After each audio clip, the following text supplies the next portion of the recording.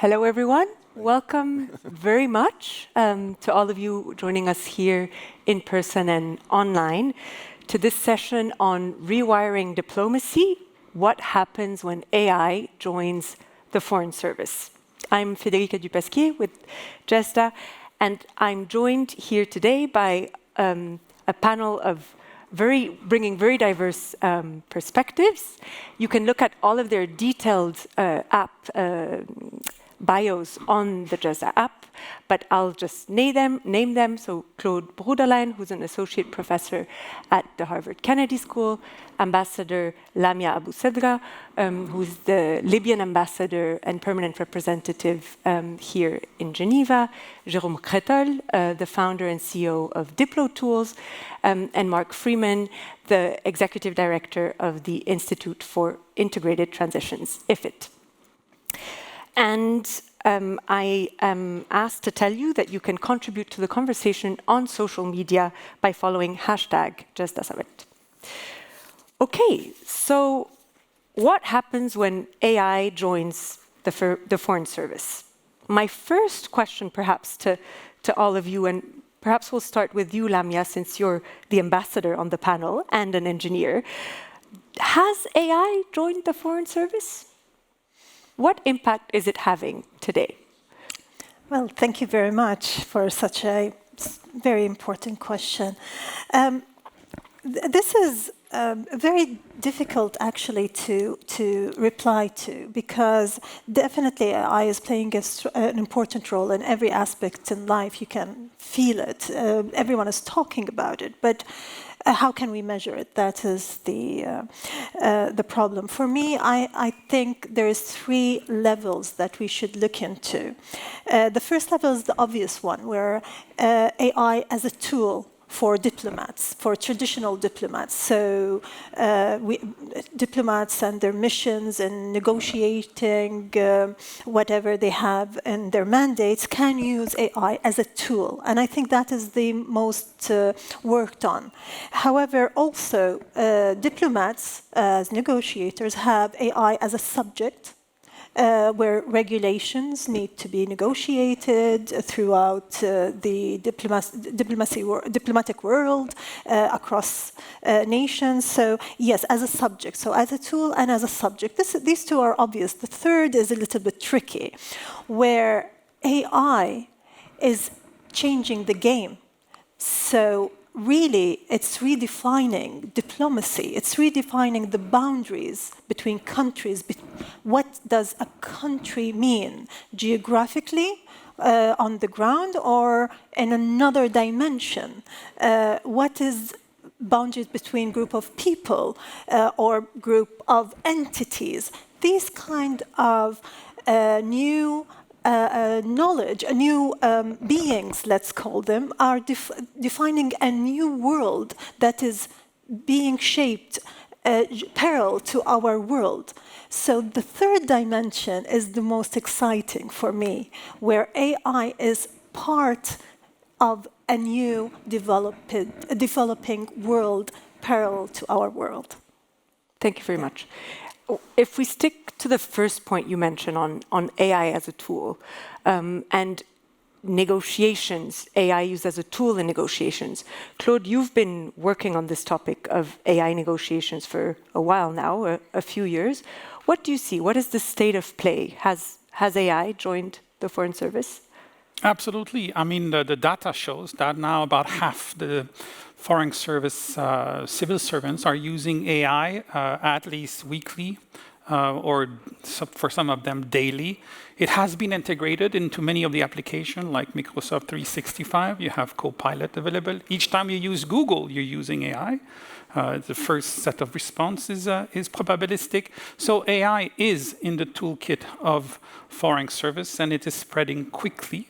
We saw, as part of our research, we saw that it is not only being used further, but it also have an impact further into the working of these diplomats. And we're saying here foreign policy makers and strategists. And we expect that in the coming 12 to 24 months, this deployment will be complete. However, the qualitative aspect and the risk management aspect of the deployment are not properly addressed. We could even say there's somehow the administration are in some kind of denial about this current deployment. And we will need to review this promptly as it takes more and more ground into the practice. Okay, we'll come back to that perhaps when we talk about risks and opportunities. But in the meantime, Jérôme, DiploTools, as I understand it, is really an organization that works on developing tools to help diplomats use AI or other data processing mechanisms to strengthen their work. So how would you relate to what the ambassador and Professor Bruderlein just said? Yeah, I'm very much aligned with what has been said. It's not a question of when AI is there. It's already in the foreign ministries and being used heavily in diplomacy already. As Claude mentioned, there is all this part of using the AI, such as Copilot, ChatGPT, sort of the proprietary models that we all know. And what we're doing is basically creating some tailored AI solution for diplomats to help them to run their specific workflow. So it's more like going to specialized tools, let's say. And what we're seeing, like in terms of needs, what the diplomat needs the most and how they use it the most, is to do everything around summarization of a big corpus of documents, retrieval of information. So, for example, there is a transcript and they need to understand the position of a country and they can easily retrieve an information that they need. Translation as well. Also, the ability to browse to multiple documents with different language and to retrieve this information. And lastly, to writing reports, writing statements. There are more and more statements written by AI. Yeah, that's sort of the trend we're seeing in terms of like the use case. Yeah. Perhaps, Mark, I'll come to you in a second, but just because of something you mentioned, Jérôme, on these uses, and Claude, I know you have strong views on, in a way, the stages in which AI can support diplomats and negotiations. So would you perhaps run us through that? Well, very quickly, it's envisaged that there's 4 stages for the deployment of AI in diplomacy. The first one we're currently living through, it's one that has a lot of attraction. It's one of efficiency. You can use AI to summarize text, rephrase, produce policy notes. You can use AI really to increase your productivity and for administration to create savings. In terms of producing text and generating notes. However, it comes with a lot of risk associated to saturation, text saturation, that is, over-dependency, over-reliance that we could talk about.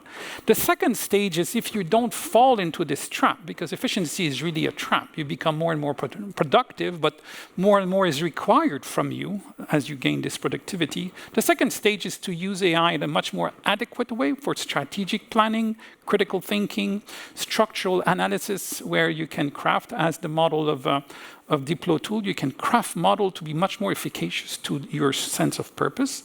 The third stage is sense making. You use AI not so much to produce an output as compared to question your perspective. What are your blind spots? What are the cultural aspects, the biases you may have? AI becomes somehow a coach in your own thinking. And ultimately, and this is where it's the most exciting, and the ambassadors mentioned that, what it opens at the fourth stage, which is transformative. There's so many problems in our time and space that we have difficulty to imagine a solution. Take, for example, the emerging prospect for peace in Gaza. The complexity of the challenge, the perspective required go beyond human capabilities. And AI is there to create a space to nourish that process of reimagining narratives and solutions. And that's where it's the most exciting part to come. Yeah. Okay, so I feel like this would be a great moment for you to come in, Mark, because you've done a lot of thinking around, well, both perhaps what some of the weaknesses of these tools are in supporting diplomats in their negotiations, but also on what separates what should remain human from what can be taken over by a machine. So we'd love to hear your thoughts at the start. Great. Well, thank you. Indeed. So my organization, you could say we're something like civic diplomats. So we're not a foreign service, but most diplomacy, in fact, if not in name, is conducted by non-state actors. So that's my domain. And what we did in the last 6 months was to test the conflict resolution advisory capacities of the 6 largest LLMs across 3 different scenarios and using 10 scoring dimensions that were very basic things that any human mediator would do. The result wasn't good. We didn't set it up to fail, but the average score across the 6 largest LLMs was 27 out of 100. What they failed to do, there's a positive aspect to this, which I'll mention, but what they failed to do, for example, was the most basic due diligence. We put in very simple but plausible scenarios that come directly out of our work, and we asked for advice. Got pages of advice from each LLM. There was essentially no due diligence by the LLMs. They didn't ask for clarifying questions, additional information, just pages of advice. Risks were not mentioned, so risks of the advice of the LLMs itself, and there are many other things which are covered in the 2 reports. The good part of this, which I'll just mention, and I'm not a technologist myself, but what we examined in the study was actually the possibility of adjusting what's called the system prompts. Maybe some, probably not all, are familiar with what a system prompt is, but it's essentially the embedded instruction in each LLM, often just a couple of pages long, which says before you get a response from an AI tool, it has to pass through the system prompt that's this embedded instruction, which might say things like, be precise in your answer, so that the answer you get is precise, or be polite, or be short in your answer. And the system prompts, we think, with some simple adjustments, could make LLMs much better in conflict resolution advisory capacities. And that's simply because, why does it matter? Because people around the world are already using it, and it's not possible to reach billions of users with sophisticated advice on a one-by-one basis. The opportunity is a few sentence adjustments that could make LLMs much better, but in the system prompts. So that's one element of, that was one of the key findings from our 2 studies. Mm-hmm. Oh, that's great. Claude, do you want to react on that? You've done some work on... Yes, and I entirely confirm the possibility to get your LLM much more astute and agile with the prompting and crafting models. And I'd like to mention that we have established a community of practice called AI Negotiation Challenge. It can be found on the internet, and we organize every month a simulation of a negotiation, which people go through tutorial for crafting model, instructing them, and learning precisely your point, engineering these prompts in a way they become much more efficacious. And what I found is really interesting that we have participants from around the world coming with their own practice of crafting models. And we're learning a lot. There's AI labs for them to share these experience. And this is really where it's taking place. The problem is that organizations, governments have not yet realized the benefit they could have by training their diplomats, their policymakers in that technology. They let people use standard model uncrafted, and you're entirely right. The generic output of a standard model is benign. It's a probabilistic model. It will give you a benign answer. But as soon as you have crafted it, it becomes extremely performing. So it sounds from what you're saying that there's a tension between the direction that adoption is already going into, with users such as us and maybe many of you in the room resorting to AI tools because it makes their work easier, it makes their work more efficient, maybe sometimes you'd hope makes their work smarter, but that there's a resistance in organizations to adapting and adopting and adapting tools to make them safer, and that in a way the acceptance needs to predate the adaptation. Is that right? Would any of you want to react to that? Yes, I agree. Yes. Definitely.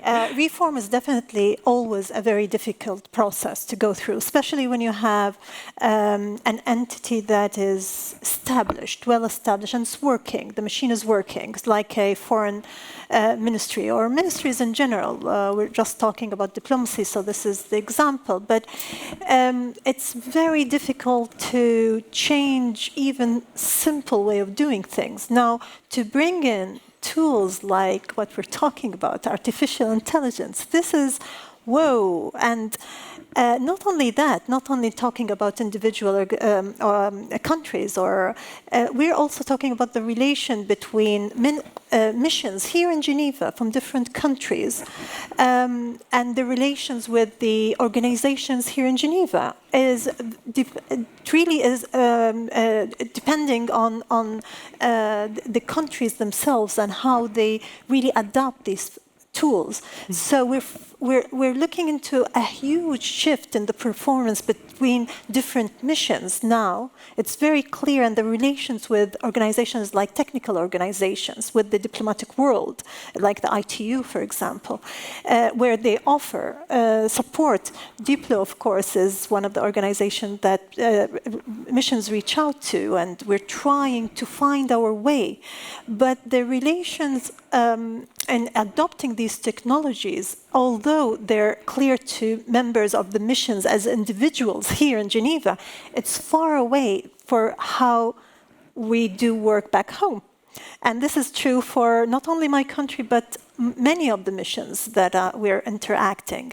So the gap is widening, and it's very, it's not clear how we can bridge the gap, especially with missions that are suffering from they need to their efficiency to rise. They need to really use these tools. The difference in efficiency between different missions is showing in the diplomatic world. So I'm just taking an example here in Geneva, but I'm sure it's all around the world. Yeah. And Jérôme, you work on trying to push the adoption of such tools. Have you encountered some of the same friction? Yeah, definitely. And the resistance is twofold, I would say. One is really about the time. Typically in diplomatic mission, diplomats are overwhelmed. They spend, like just a whole day trying to catch up. There are so many meetings to attend. They don't have the time to sit down and to, like, sort of prompt. Just adjusting the mic. Sort of like sit down and prompt their own, sort of like their own LLM. So that's what we're doing for them, basically. Because there is no mental space, just to adjust the way that they're working. So this is one angle, like sort of just the time available to do this shift. And the other one is really on the agility of the organization, as you were mentioning just before.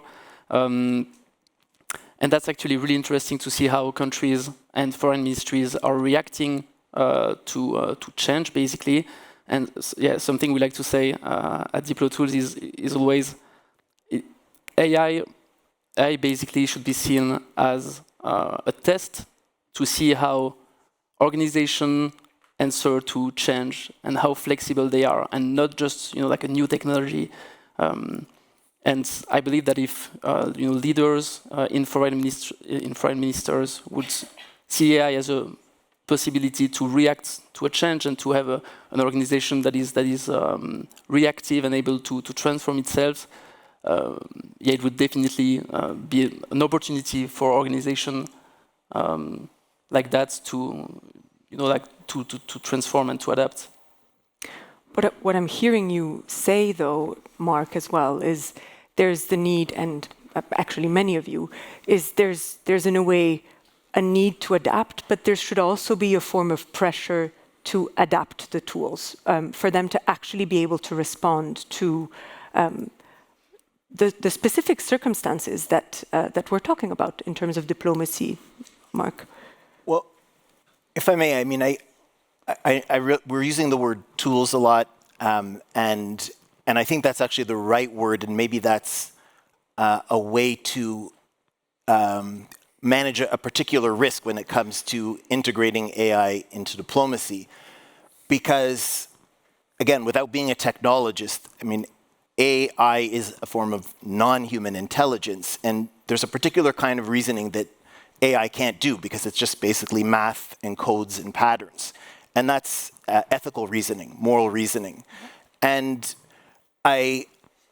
what I would say is that the thing that I'm a bit worried about is that the more AI, especially if it passes fully to AGI and eventually to ASI, artificial superintelligence, it's going to be very hard for us as humans, here on this stage, humans, in the audience, humans, to distinguish. It's going to be hard to imagine that AI cannot do moral reasoning. And most decisions about the use or not of violence, or how violence is used, or bomb or talk, these are fundamentally, we rely a lot on moral reasoning, and that is not within the capacities of AI. It will have to remain a reserved domain. But I do think we have to keep clear the limits of the tools that we build, because if we outsource moral reasoning, ethical reasoning, I think we're lost. Claude, do you want to? So as we say in the US, back to the ranch, diplomats with AI will replace diplomats without AI. There is absolutely no doubt with this. And it is not in the next decade, but it's the next 5 years. The point here is, are these the same diplomats? Diplomacy is called to change fundamentally, to become much more interesting, much more exciting, if we can put aside what we've been so consumed with, which is management of data, information flows, summarization, writing notes. This part, because it's built on patterns, and we know it, the speeches at the UN, the reports, they all repeat themselves, refer to each other. These are patterns, therefore, these are data to be fed to a model that will produce that, and you cannot outperform a model about patterns. So what's left? Well, it's left what is really this human judgment, this communication, building trust, fostering legitimacy, looking for options, recrafting narratives around crisis and issues. That's the work of human beings, because that AI cannot do. AI is a probabilistic machine. It will only average what it has on its database. So it's for the diplomats and the diplomacy and the Ministry of Foreign Affairs to understand what AI is and not necessarily go into, anxiety and fantasy about what AI could do if it's out of control, but rather is to train our people, our staff, our policymaker to use AI to regain this control and put it to use for this new diplomacy. Thanks, Claude. I want to, before we open it up for questions, I want to come back to you, Lamia, because you're not only our diplomat here on the stage, but you're also from a country, Libya, that has gone through a lot of conflict. And one of the main objectives of diplomacy is resolving conflict or finding alternative resolution mechanisms to conflict. So we talked about this a little bit, but there has been some use of artificial intelligence tools in, I don't know if I would dare to call it resolution, but let's say confidence building in Libya. Could you speak a little bit about that and what you see the effect to be on the ground, to bring perhaps a different perspective to Claude's as we round up? Thank you. As you mentioned, Libya is a country that is going through hardship, and it has been announced that the UN has been using tools for to make sense more of what's happening on the ground, and conflict resolution scenarios are being generated by these tools. And I have two stories to share very quickly here. 2012, so very early on, I had a meeting with one of the experts that is in the political section, and he's responsible of predicting the results of the coming. We had negotiations. Not negotiations, sorry, the elections, yes. We had elections coming, so I just forgot the name of the body, but we had elections coming. So he is the expert in reading and predicting the elections. However, because it was so knew the dimensions and the fields in Libya, he couldn't call it. And he said, no matter how advanced tools I'm using, I really could not call it. And this just gives you an insight that it's not about only the tools, and it's about the data, it's about the experience, it's about building up. But this is very dangerous, because I think if you decide to remove the human factor, then it's very, very dangerous in what kind of efficiency these algorithms could really produce. And this is really reflected on what we're suffering now. I don't think the results of the international community, not only the UNSMIL, the international communities that can reflect in solving the Libyan conflict, is a good result that we can take as an example, although we know that very advanced data analysis tools have been used to analyze this struggle. And sometimes we over-exaggerate and over-complicate matters than just having people on the ground, having the human touch, probably in this situation in particular, I believe could help much more. Sometimes we're fascinated by technology, that we overuse it and forget the human touch. And I do believe that the Libyan story is one, as an example of that. Yeah. Thank you very much for this sobering point at the end. I think it's helpful to, or useful to, anchor ourselves in the reality today. So we just now like to open it up for questions. There should be roaming microphones. Please briefly identify yourselves before asking a question. Yeah, maybe over there. Gregory Tutton, I'm a diplomat with the Diplomatic Corps of the Order of Malta, but I've also started 3 AI companies in Silicon Valley. So a brief question for both Claude and Mark. You've mentioned that AI is very efficient, it's probabilistic. What is the data that's missing, or what are the methodologies that are missing that could make it, instead of only efficient, but also tactical? Mark, you mentioned that of the 6 leading LLMs, they all averaged a score of 27 out of 100, that's even bad for Caltech.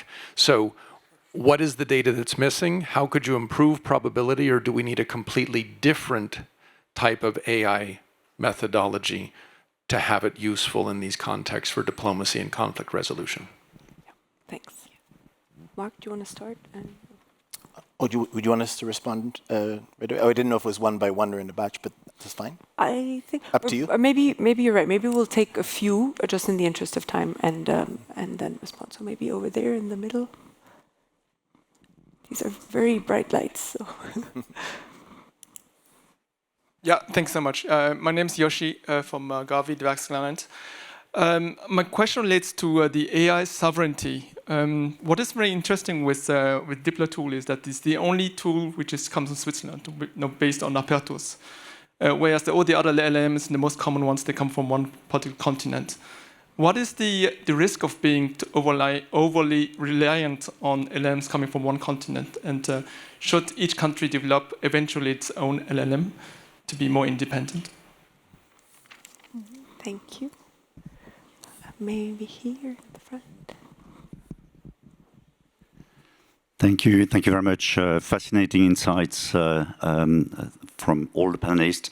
Jérôme Bellion-Jourdan, I come from the world of diplomacy. I'm now at the Institute for Global Negotiation, leading an initiative, Global Negotiation Support, to support chairs, facilitators, negotiating bodies of UN and other multilateral processes. So my question is more connected to multilateral processes and negotiations, and to what extent AI can be leveraged in support of those processes. My own experience in training, in simulations, AI does, provide, if we enter all the data, a set of agreements within minutes, and then, negotiators can, build on that. But I think there are a number of questions, and that's, the bulk of my work and our work to advise negotiators on how to, beyond what the technology can provide, how to ensure, you mentioned the human touch that is, so necessary, is still there and in fact developed to get to better results. And my question is, as AI, joined the Foreign Service, there's a question of equal access to AI. In the world of 193 plus states, we do not have a situation where all foreign services, all diplomats have an equal access to AI when they go into a UN or other negotiation. And I think there's a question there for all of us, to what extent the UN, in a sense, could be the one also using AI to digest the vast amount of information that is needed at any time in the negotiation, before the negotiation, during the negotiation. To what extent the UN could also make sure that all diplomats engaged in a multilateral negotiation are equipped with the tools so that they can use in real time the tools, and so that we don't leave it to the situation where some will have access to AI and others no. Thanks. So we'll start maybe with these three questions and then take another round. So how much tweaking is needed to make them improve their score from 27%? Do we need independent large language models? And how can we help broaden access to AI tools more broadly? On that one, I'll say none of us is from the United Nations, but I do believe that the INO unit of DPPA, the Department for Peace Operations, is working very actively on this. And Martin Velisch might be in the room, in which case he'd be welcome to intervene on that point. But perhaps, Mark, we'll start with you on that first question. Sure. Thank you. Thank you for the question. So we did two studies. The first one produced the scoring that I mentioned, 27 out of 100 on average, across 10 scoring dimensions with 3 case scenarios. And that's across the 6 major LLMs. The second study, we introduced a user prompt that included basic good practices of human mediation. And we basically said to all of the same LLMs, we said, before you answer, please feel free to ask questions to clarify facts. If you need more information, ask the user. If there are risks with the advice that you're giving, please state those risks. If there are contingencies, the user should be aware of, the user being the person who asked the question, sought the advice from the LLM. And the scores improved. But I think our fundamental argument, I go back to the point about a system prompt versus a user prompt. I don't personally buy the theory that, people can disagree about this, but I don't buy the theory that we can just reach all the users of the world of AI tools and just give them customized advice, or they can all develop customized tools. System prompts is a massively more efficient way if we can get LLM developers, which they already do. Maybe I'll just mention one example about the system prompts so we understand the power of these 2 or 3 pages of embedded instructions that are the filter for whatever you're going to get as an answer from an LLM. It's literally 2 or 3 pages of instruction. When Grok there was a study done, and it created it led to criticism that Grok, this is all over the global news. I see you smiling, so you know the story. But it basically said Grok is too sycophantic in its responses. So they changed one sentence in the system prompt, and it produced an absolutely massive amount of crazy anti-Semitic content. That's how powerful the system prompt is. So the good news is that there are LLM developers that are open to and all the time at least considering and debating adjustments to the system prompts. But it's extremely consequential in terms of its conflict resolution capacities and whether it's giving extremely dangerous advice or giving at least reasonably good advice. Thanks. Maybe, Claude, on the third point, you might have some... Which was? On sort of making it more accessible. Yes. I would really pass the message here for governments and organizations to invest into their machine learning capabilities so they can handle these questions in a professional manner. There's a lot of literature, there's a lot of technicalities, but at the user level, it is not that complicated. Being system prompt, customized model, it's all based on the sense of purpose and requirements that your organization has. And it is not complicated to build a capacity as you would with internet or ICT or policy. So designing a model that is convenient to you, to your organization is reachable in a matter of weeks, and that should be a priority. On the second point about access, well, I'd like to also talk about the sovereignty dimension. I mean, I'm sorry to say the train left the station. Okay, let's be clear here. You can develop, homemade model, kitchen-level models, and spend millions into building this capacity. You're dealing with megamoth in terms of investment into development of AI capacity. The point is not so much to replicate at a lesser degree. The point is how to leverage this technology into your work, how to control, manage, restrict, constrain, fit this technology to your purpose. Now, if it implies, because you're working on such sensitive issues, on security or whatnot, it may imply you'll have to develop your own model at cost. But if you're dealing with climate finance, if you're dealing with migration negotiation, if you're dealing with standard issue where you have most of the data is open source, well, there's no point of having your own model and retraining it exactly on what Perplexity or Anthropic or ChatGPT have done. Right? So these companies have invested and have taken over the market. And if you're using Google, well, you're also working with a company that has absorbed the market. The point is how to do it in a safe manner. And the third point, we're working on climate negotiation as a laboratory, and particularly the large COP. The large COP is an ideal laboratory because you have nearly 100,000 participants, terabytes of data being flowed around in very short period. It's a perfect environment to test the capacity of AI model, as well as to test the capacity of users in using AI model in their work. I think we should have several of these laboratories and to see how to make the Mali delegation of 6 people trying to handle climate finance negotiation, which is crucial for the survival of the country. But how can you do it with a delegation of 6 to Belém? Well, at the same time, the EU goes with a delegation of 600, and with AI.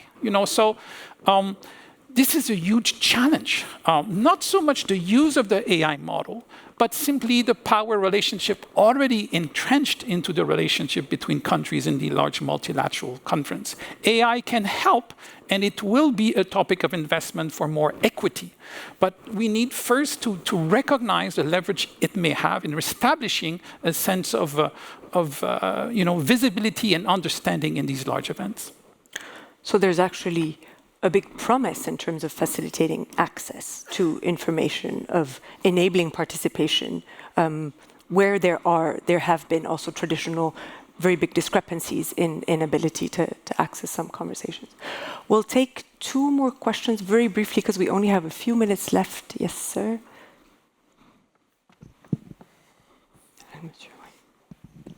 Yeah, thank you so much. My name is Ambassador Professor Mohamed Duka from the Gambia.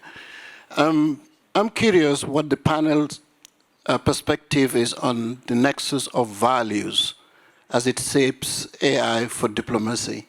And the second point is more of on design. Designing for us or designing with us in diplomacy. Your perspective, sir. Thank you. Thank you. And then the gentleman on the side had his hand up for a while. Thank you so much. Andrzej Szeptycki, I'm Deputy Minister of Science from Poland. I would like you to elaborate a little bit more on the security issues, not related to quality of the solutions provided, but rather to what was already mentioned partially, I mean the sovereignty and so on. First point, of course, which models should we be using? Foreign ones or our own ones? You've discussed this already. But second point is, do you believe we have to use it as ordinary people? I mean, by sending our questions somewhere over the ocean or whatever, or will we be able, I mean we, diplomats, to use them on our own computers within the premises of the embassies and so on? There are some models which are lighter, so it's basically possible. I'm not an IT specialist, I'm a political scientist, okay? But that's what I've heard. There are some models which we are able to run on the site, not online. And last but not least, the question is, does it work like you are feeding these models only with your documents, your data, I mean, to take care of the quality of the answers, or they rely on everything which is already in, on the principle garbage in, garbage out a little bit. Thank you. Jérôme, perhaps I'll ask you to reply to the questions of the ministers, since they're all linked to tools that I'm guessing you will have some answers on. Yeah, so maybe quickly, first... if possible. Oh, sorry. Possibly, if possible, quickly, because we have 3 minutes left. Yeah, of course. I'll be short. Okay, so maybe about building with diplomats or for diplomats. That's a very important point. I believe that if you build for diplomats, they just won't use it. But if you build with them, then you have a chance to have adoption. And adoption is all it matters. Because if you come up with like a fancy AI in your foreign ministry, but no one is using it, you just wasted your time and money. So at the end of the day, it really boils down to use case. What are you trying to achieve with AI in your foreign ministry?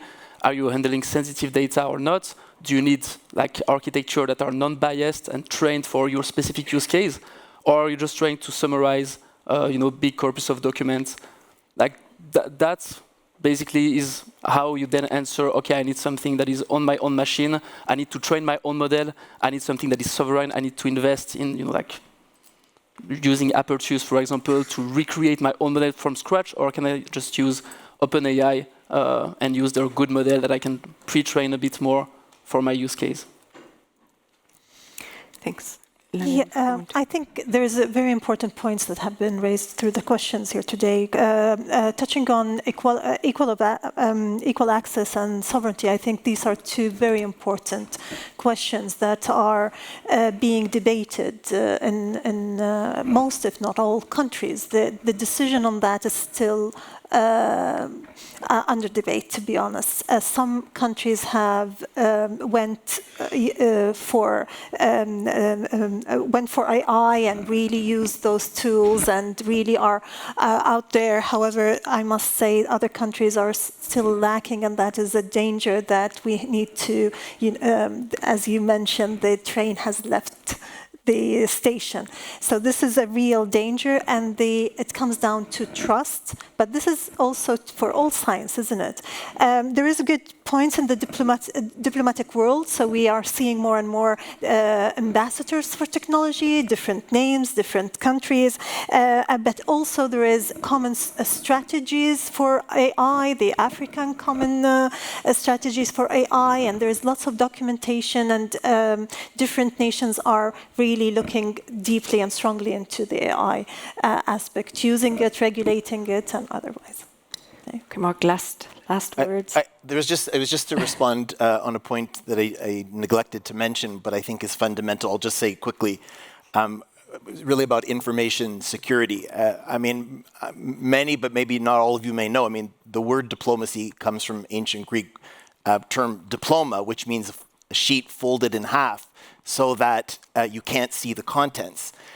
So I think as a reserve domain, if diplomacy is going to survive, it's one thing you don't want to outsource is the folded page. That is the very origin of diplomacy, the very essence of diplomacy.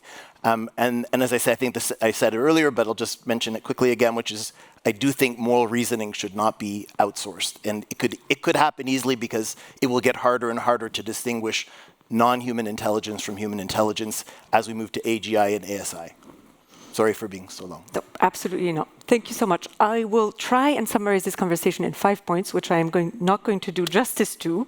But the 5 takeaways I have is one, AI has joined the Foreign Service, but it came in through the back door. So we have about half of the diplomats worldwide using AI tools, but it's adoption without adaptation. Point 2, there's risks in adoption without adaptation because you're not tailoring the tools in a way that enables you to basically get the best results out of it. And therefore, there's very poor results today in conflict management if you use sort of the cookie cutter tool. Third, there's stages of deployment of AI in diplomacy, and right now we're in the first stage of efficiency, but hopefully we can transition from having it replace us in tasks to help us become better at our own thinking and test our our ability to make sense of things and make us better diplomats. Fourth, there's actually hope to improve these tools by changing system prompts, and I'm sure other things, but so there's actually a way forward that can make it more efficient. Fifth, and I'll add a sixth. Fifth, we should think of AI not just as a tool for diplomacy, but also as the subject of diplomacy. And finally, as really changing the environment within which diplomacy happens. So the folded page, does the folded page still make sense today? How do we adapt the notion of confidentiality, of privacy in today's environment? And there's probably a lot of thinking to do about that. And then finally, that beyond the fascination for tech, beyond everything that technology enables us to do, which is sometimes great, we shouldn't forget that a lot of things, especially when it comes to diplomacy, to conflict, really boil down to having a human touch and really some values and some decisions we felt collectively need to remain with human beings. So thank you so much for joining us today. And if you have a second, please fill out the survey, which should be here, but it's not, so don't fill out the survey. Thank you very much.